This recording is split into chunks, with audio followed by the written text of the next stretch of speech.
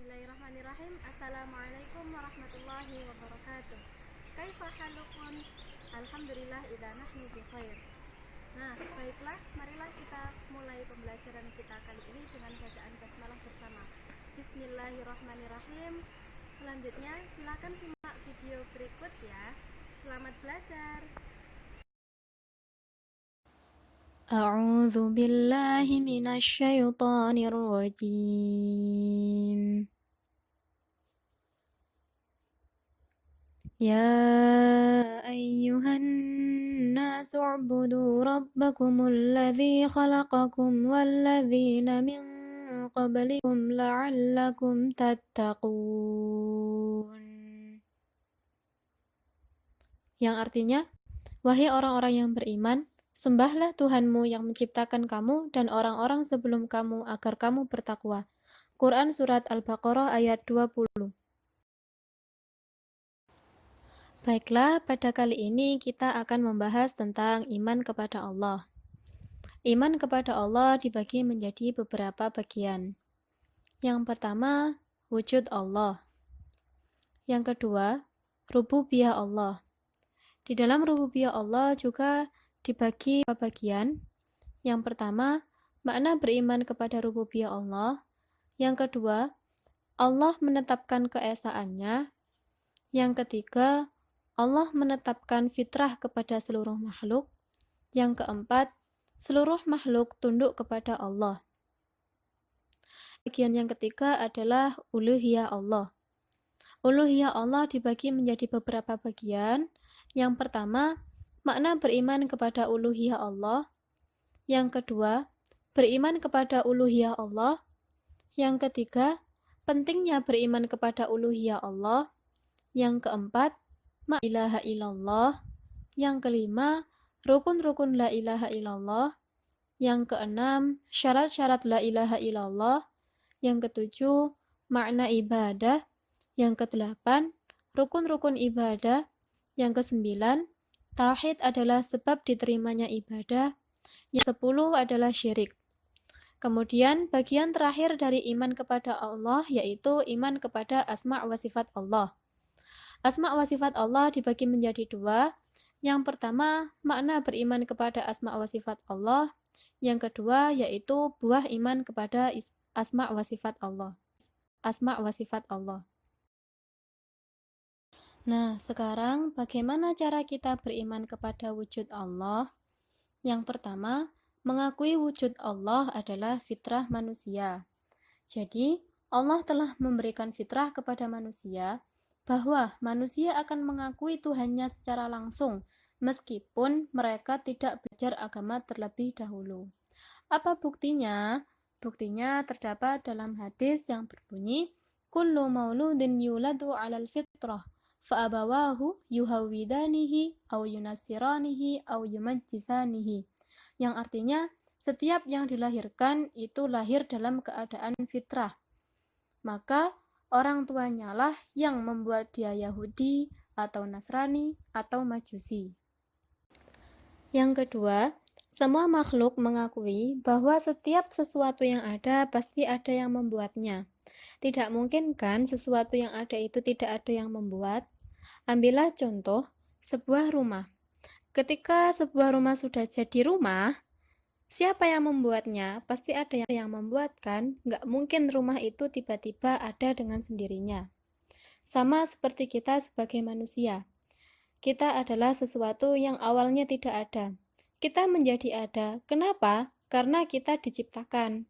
Siapa yang menciptakan kita? Allah telah menciptakan kita. Di dalam surat At-Tur ayat 35, A'udzu billahi minasyaitonir rajim. Am khuliqu min ghairi syai'in am humul khaliqun. Yang artinya, apakah mereka diciptakan tanpa sesuatu pun yang menciptakannya? Ataukah mereka yang menciptakan diri mereka sendiri? Nah, di dalam surat At-Tur ini, kita sebagai manusia juga diberi pertanyaan oleh Allah. Kita ini ada dengan sendirinya atau kita diciptakan? Yang ketiga, keteraturan semesta adalah bukti. Bukti apa? Bukti keesaan Allah dan bukti keagungan Allah. Apa buktinya? Buktinya adanya pergantian siang dan malam, ada matahari di atas langit, ada pantai di balik bukit. Allah berfirman dalam surat An-Naml ayat 88, A'udzu billahi minasyaitonir rajim. Sun'allahilladzi atqana kulla syai'. Yang artinya perbuatan Allah yang membuat kokoh tiap-tiap sesuatu. Jadi segala sesuatu yang ada di bumi ini yang menurut kita itu indah, semuanya itu adalah keesaan dan keagungan Allah. Selanjutnya, beriman kepada tauhid rububiyah Allah.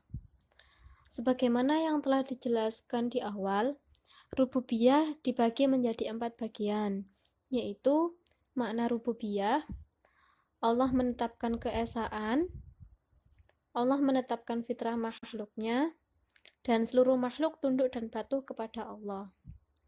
Nah, makna tauhid rububiyah adalah pengakuan yang pasti bahwa Allah adalah Rabb semesta, Allah yang menciptakan alam, yang memberi rizki, dan pemilik segala sesuatu. Adapun dalil mengenai makna tauhid rububiyah adalah terdapat di surat Az-Zumar ayat 62, surat Hud ayat 6, dan surat Al-Maidah ayat 120.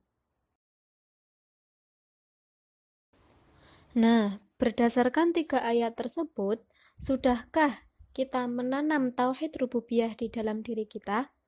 Mungkin di surat Az-Zumar ayat 62 kita sudah tentu melakukannya karena kita mungkin sudah mengakui bahwa Allah adalah pencipta segala sesuatu.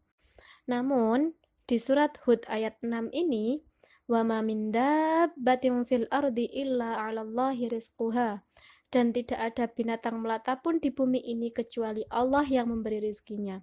Nah, kadang sebagai manusia kita ini minder, kita nanti dapat rezeki nggak ya? Kita nanti kalau seperti ini begini nggak ya? Nah, keraguan-raguan ini di dalam diri manusia harus dihilangkan karena asyakku minasyaiton. Keraguan-raguan adalah bentuk dari syaitan. Terus di dalam surat Al-Maidah ayat 120, Lillahi mulkus samawati wal ardi wa ma fihin. Jadi segala apa yang ada di langit dan yang di bumi dan di antara keduanya itu adalah milik Allah. Jadi jangan sampai kalau ada barang kita atau segala sesuatu dari kita yang tidak ada, barangku lo kok hilang. Itu semua adalah milik Allah. Jadi mungkin itu diambil lagi sama Allah.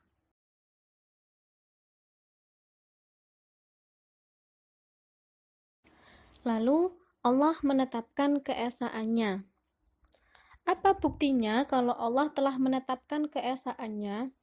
Allah menetapkan keesaannya ini ada di dalam surat Al-Fatihah ayat 1. Alhamdulillahi Rabbil Alamin.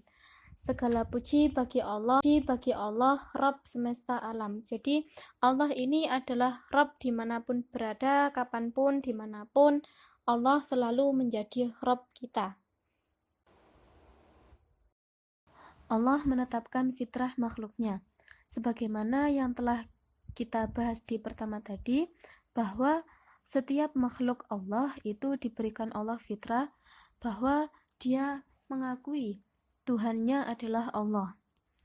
Di dalam surat ini, surat Al-Mu'minun ayat 80-89, A'udzu billahi minasyaitonir rajim. Qul man rabbus samawati sab'i wa rabbul 'arsyil 'azim. Katakanlah, siapa yang mempunyai langit yang 7 dan yang mempunyai arsy yang lebar? Sayaquluna lillah. Mereka akan mengatakan kepunyaan Allah. Qul afala tattaqun. Maka apakah kamu tidak bertakwa? Qul man biyadihi malakutu kulli syai'in wa huwa yujiru wa la yujaru alaihi in kuntum ta'lamun. Katakanlah, siapa yang di tangan berada kekuatan atas segala sesuatu, sedang dia melindungi, tetapi tidak ada yang dapat dilindungi dari azabnya jika kamu mengetahui. Sayaquluna lillah. Mereka menjawab, kepunyaan Allah. Fa'anna tusharun, maka dari jalan manakah kamu ditipu? Nah, di ayat ini Allah menjelaskan bahwa fitrah manusia mengakui bahwa Allah adalah Tuhan mereka. Lalu seluruh makhluk tunduk dan patuh kepada Allah. Seluruh makhluk tunduk dan patuh kepada Allah ini telah dijelaskan oleh Allah di dalam surat Ali Imran ayat 83. Walahu aslama man fis samawati wal ardi taw'an wa karha. Dan kepadanya lah segala apa yang di langit dan di bumi berserah diri, baik dengan suka maupun terpaksa.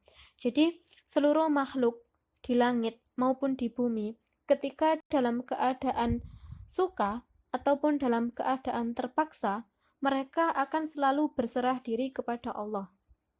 Jadi, tidak ada satu makhluk pun yang bisa keluar dari kekuasaan Allah, karena Allah adalah Maha Penguasa segalanya. Allah juga menciptakan segala-galanya yang ada di langit maupun yang ada di bumi.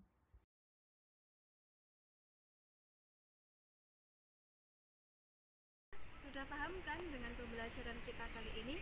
Baiklah, jika sudah paham, silahkan dicoba untuk mengerjakan link soal yang ada di bawah ini.